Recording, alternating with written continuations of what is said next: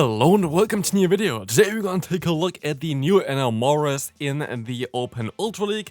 And yeah, I'm back. I was not in town for this Pokemon. I was at my girlfriend's place, so yeah, that's why I haven't done a video, and that's why I'm gonna make a video now. And so also all videos that are coming up going to be again more up to date, but also I don't think that I'm going to do another video tomorrow for either Master League or the Evolution Cup, because I think all of us are sick of it. So maybe tomorrow it's going to be a little bit inconsistent for like when I upload as well. But starting for the next week, there's going to be a lot of content coming up, which I've already kind of planned on what I want to do. So definitely stay tuned a lot for more the new season that is coming up afterwards than the current season, because the current season is nearly over. But also a lot of stuff for the Sinnoh Tour. So if you want to see that, feel free to leave a like and also subscribe to the channel. Otherwise, we're going to take a look now at the team here. We're going to have the Giratina in the lead. We're going to have in the state swap position our Enamorus, and we're going to have in the back the Clefable. I really want to try out Clefable again. This is basically why I built this team here as well. And Enamorus has insane coverage. This Pokemon is next to Grass Knot as well as Fly as well as Dazzling Gleam. Dazzling Gleam is a cool move and it's like the recommended move, but just in case you encounter something like a Swampert, I feel like having Grass Knot actually does kind of help out quite a bit. And there are definitely some occasions where we had to use Grass Knot as well. First game going to be fairly easy here, so you're going to be able to farm down the opponent's Pokemon here. Moltres can actually still knock me out, but it doesn't really matter because I could have also used a shield. But let's move on to the next game. And the next game going to definitely showcase already why I think that Enamorus is actually going to be one of the coolest Pokemon to play. We're going to have a little bit of a spicier team here from the opponent, having the Dragonite, but also the Shadow variant of the Excadrill. But we're going to be able to hit that Grass Knot being neutral against the opponent compared to Dazzling Gleam, as well as Fly, already kind of showcasing why this might be a decent idea if you use this Pokemon as a safe swap. I don't think it's like really that useful if you use this Pokemon as like Elite or the closer, but as a safe swap, Grass Knot does make a lot of sense. You know what else does make a lot of sense? That we run a Fly here for the opponent's Galissapod. And this is going to be amazing, because we're going to have a super effective matchup here as well. Fly is going to get shielded twice, but we don't really care too much, because this is going to be an Enamorus showcase here. We're going to be able to just go ahead and go for another Fly, and with this, that's going to do a ton of damage. Stab Fly from this Pokemon is insane. And so we can nearly get the knockout here. There's a white with 1 HP, and we sadly just barely died on the Fly. Otherwise, we would have been able to sweep the entire game with our Enamorus, but it doesn't really matter because Clefable is just going to be able to clean up this game, and this is going to be it for this game. The thing is with Enamorus is Pokemon is actually really good in Ultra League, Master League as well as Raids, so definitely something, if you got them, definitely try to build one for those, but it's of course a little bit tricky to get the X Alchemy for it. Did you get some Enamorus? Actually, let me know in the comment section, because EX rates are something that is a little bit tricky to do, especially this one. Actually needed, I think, 3 to 4 people usually. We did, like, when I did the raid with 4 people total, and we had like 90 seconds left, which was a little bit annoying. I did only 2 raids, by the way, during this time. Like, yeah, I'm not gonna go around and just play the entire time Pokemon Go on Valentine's Day. But, yeah, definitely a cool Pokemon to have. I don't really like the idea of putting them into Elite, or like EX rates or whatever it is called. I think it's Elite rates, right? I think it's called Elite rates nowadays. It's on EX rate gyms, but it's called Elite rates, I think. But yeah, like, I'm not really the biggest fan of it. I just don't really see the point of, yeah. I mean, at the end of the day, this Pokemon is going to be most likely available in normal rates eventually as well. I don't think this Pokemon going to be Valentine's Day exclusive. Most likely the other form is going to be released for the next Valentine's Day as like an Elite raid, but I'm fairly certain in between this time we're going to get this Pokemon in normal rates. But when we're going to get this Pokemon in normal rates, I feel like it's definitely worth it to pick one up for even the Open Master League, because the coverage, because the, like, you're so fast with this Pokemon. You're going to have Fairy Wind, which is going to generate energy insanely fast. Fly is just such a great move for this Pokemon to have, so this Pokemon is so cool to play. Here again, we were able to do a nice sweep here with the Enamorus. Sadly, we don't get the KO here still at the end, but like, this Pokemon had so many great plays today, so definitely something you should try to get. This team has a glaring weakness against a Alolan Sandslash, which I don't really like, or in general, Ice-type Pokemon are a little bit tricky for this team. Ice-type Pokemon other than Alolan Sandslash are basically non-existing in the current Open Ultra League format, But as you can see here, we can still kind of try to play around. We're running Shadow Sneak, which is going to be at least neutral. And we're also going to be able to use a shield here. So maybe I can reach another Shadow Sneak afterwards and get them a little bit lower. I know that the opponent knows that they can survive this one. So I feel like this might be the play to go for. And this is exactly the play that we went for. And this is going to be also kind of nice here, because as you're going to see now, we can just go ahead and go into our Enamorus and get the perfect amount of farm. 5 fast moves in, so they would have been at the next charge move as well, but Enamorus is now going to have some nice energy. We have Grass Knot as coverage for the Jellicent, and so we can maybe even try to catch a move. So let's see what the opponent's going to do here. They're going to go for a charge move. I decided to use a shield because I expected they would go for the Shadow Ball, which they do. I can overfarm a lot. I can go up to 100 energy, go for 1 fly here, and I can just swap out immediately afterwards. I don't even go for an extra fast move because I wasn't sure if the opponent wanted to just go straight for the Surf, but they didn't, and so they're going to go for a Shadow Ball now, which is totally okay, as they're gonna swap out into the Annihilate. And this means Enamorus is gonna go to town. We're gonna be able to go for the Media Mesh, which is a little bit risky, but does not allow the opponent to overfarm by a lot, which is going to be pretty important, because now they're forced to go straight for the Shadow Ball, and so I can overfarm by a little bit, going up to 2 flies, and now even if they have like a move start on their Jellicent, it does not matter, because I can just go for the CMP tie here. They don't, as you see there, the opponent gets the free fast move in. It doesn't matter, because Enamorus was able to sweep this game. Moving on to the next opponent, we're going to have the Annihilate in the lead, which is a matchup that he could play out. I decided to swap out here because we have a double fairy backline. So we have an ABB style team here, and so you kind of want to swap out even if you have a neutral lead, just in case they have Pokemon like a Mug in the back. But as you can see here again, I was able to get a shield from the opponent, but not only this, I'm going to get a ton of damage out of the opponent as well, which is going to be amazing. Here, I know that I can easily survive a 1 Dark Pulse, so I let the first move go through. The only issue would be if the opponent goes for a bait, which they do, and then go for the Dark Pulse, because then I'm forced to use a shield here. But otherwise, we're going to be fine, and so we can use a shield. I can go for the Dragon Claw. I thought of even undercharging it a little bit more, but it's a little bit risky here. So I rather just take the 3 fast moves here, and this is going to be fine. I could have ran for like 1 or 2 less bubbles, but it is going to be okay. We're going to swap out immediately because we're double debuffed, and we were able to actually store a move, and they're going to have the Galarian Moltres in the back. Honestly, let me know as well.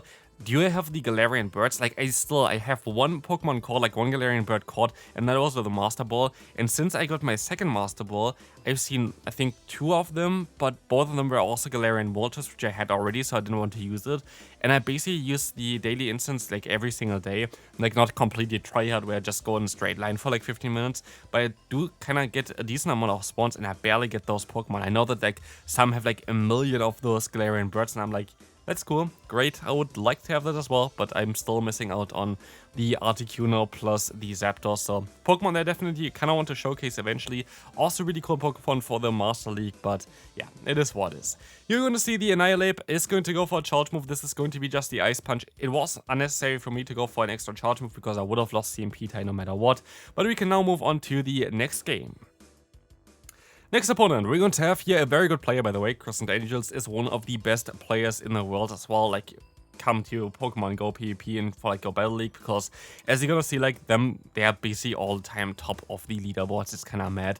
But let's see what they're going to run here. We're going to have the Shadow Swampert against us, which is a matchup that we can definitely play out, as we can reach another charge move here. Dragon Claw is coming through, going to connect against the opponent, and so we can just try to go for the full farm run against the opponent as well. As we're going to use a shield here because they would have had an Earthquake. I'm actually kind of surprised that they did not go for the Earthquake and rather go for 2 baits, but I guess it does make sense for them. Here, speaking of going for a bait, maybe not ideal to go for the Dragon Claw. The difference is actually not that ginormous, but of course here where the super effectiveness is coming in play as well. This is going to be basically Shadow Sneak, and Dragon Claw does exactly the same amount of damage, I think, in total. But of course, like Shadow Sneak needs more energy, but here, of course, with the super effectiveness, it's still definitely better to go for Shadow Sneak in this matchup. Here we're going to see that I'm also going to change real quick my Wi-Fi, because I was in my kitchen and I don't have Wi-Fi there, so that's why I also was laggy a little bit with the Shadow Ball there from the opponent. And so I decided to go ahead and go for the Media Mesh on my Clefable. Clefable is kind of like my sponge here. Like, I could have not really went into my Enamorus here, because Enamorus, like, 1 Shadow Ball is doing around like what, like 80%, like you don't really want to see that. But here we can actually reach another Media Mesh, and this is insanely important because I expect the opponent to now go ahead and go for the bait. they actually do, which is kind of funny because I actually thought like it's very likely that they're going to bait here because they most likely expect me to use a shield. But with this, we're going to have now a shield advantage in Enamorus, and they have the Galarian Zapdos in the back, which of course kind of fits in towards what we talked about before. And we can just one-shot them. So goodbye there, goodbye Jellicent, and we can win this game. Good game there. And we can move on to the next opponent. This is most likely exactly where you want to face the Skeledirge, but also kind of showcases why Enamorus as a save swap is actually really cool, because if the opponent has a Pokemon in the back, you're basically guaranteed to bait it out, but you're still going to have Fly as not super effective, but like neutral damage output there, which you don't have, for example, with Clefable. Clefable's moves are all resisted by Fire-type Pokemon, so it's definitely a little bit refreshing. Also, kind of refreshing to see a Dubwool again. Like, this Pokemon was a really meta back in the day, but then kind of dipped away. Now it's kind of back, I guess, for this battle. But here you see me go for the Meteor Mash. Of course, the Moonblast is going to be the better move to go for in general. But it is going to, like, I need still 2 charge moves anyway. So, like, for me, it's just a waste of energy if I would go for Moonblast instead of the Meteor Mash. 2 Meteor Mash is going to be enough to knock them out, as you're going to see right now. And we can realign, which is going to be great, because the opponent is going to have a Kofak Regus in the back. And they're going to catch the move on the Skeledirge. This was honestly because of my internet connection. You saw me actually clicking on it a little bit earlier and had a little bit of lag. So that was definitely not actually even a catch, I would say, because I literally was clicking on the move the entire time, lagged a little bit, and the opponent was able to swap out. Doesn't really matter, it's friendly battles, are just like, sometimes the game is a little bit tricky. But here we're gonna still be able to reach another Fly, so this game is not over yet. Let's take a look if we can do something here. The opponent is going to decide to use a shield, of course, but they can reach another Shadow Ball. Can Enamorus survive this one? Nope. This Pokemon is a Glass Cannon, but it's still a very fun Pokemon, I have to say. Again, especially also for the Master League, I could imagine this Pokemon is going to be great, but even like in the Ultra League, this Pokemon has a lot of play, so definitely one of the better Pokemon releases recently. Cool typing, Togekiss typing as well, which is kind of nice. Just a little bit of a faster Pokemon. I kind of would love to play for the Open Master League, basically Togekiss in the back and Enamorus as a save swap. You have to go for Dazzling Gleam though in the Master League because of the Dialga, of course. Let's move on to the next opponent. Here we're going to have basically the worst possible lead that we could imagine, which is going to be the Greninja. The opponent is going to swap out here into a Slowking. That's kind of a spicy one. I always like to see like those spicier picks for the Open Ultra League. This Pokemon actually has quite a lot of play though. The cool thing about the Slowbros and Slowkings is that you're going to have confusion damage a lot of times, which is going to be great against those fighting type Pokemon, which are kind of common right now, like the Poliwrath, like the Annihilate, for example. Like for those, it's going to be really cool to have confusion damage. I really hope, and there was also already something in the code for it, that they buff Psychic type Pokemon in the future for especially the Great League. And I don't mean like something like a Medicham or a Mew, because I don't really rely on the Psychic typing itself. But like some Psychic type fast move would be really cool, where there is already one found in the code, which I also basically suggested already like half a year ago or something as one of the potential moves that would be cool to come into the game. So it's going to be interesting what that's going to get, but yeah, there's going to be something coming for Psychic type Pokemon like the Cresselia as well. Cresselia, a little bit of an annoying Pokemon to deal with here, but I can still at least go for 2 charge moves against them, which is going to put them into range here as well here, and of course for the Meteor Mash, which is going to be great. But it's going to be still a tricky matchup, as we're going to still have to deal with the Greninja. And we're going to have a Ghost-type Pokemon in the back, which is not going to be too great for that. But we're going to get the final shot of the opponent. And I'm going to decide to let this move go through, because Greninja would just go for a Hydro Cannon and knock me out. And so we can swap out. The opponent goes for a charge move. I can use a shield. But I actually make a little bit of a mistake here, which is not going to end up really mattering, but we're gonna see here. I actually did not hit all the bubbles there either, which is kind of annoying, because otherwise maybe this Dragon Claw would have been fine, but I could have went for an extra fast move there, which would have been nice, because I don't win CMP anyway, so it doesn't really matter if I go for the extra one or not. But maybe with the extra fast move and the extra bubble, I would have been able to still win this game, but with the attack buff, it doesn't really matter anyway. So this is going to be it for this video. I hope you enjoyed it. If you did, feel free to leave a like. And yep, I'm gonna be back now with some more up-to-date content, so stay tuned for all the Catch Cup content coming up. You're going to be so excited, of course. But yeah, that's going to be it for this one. Check out the videos on the screen, and I'll see you then. Bye bye.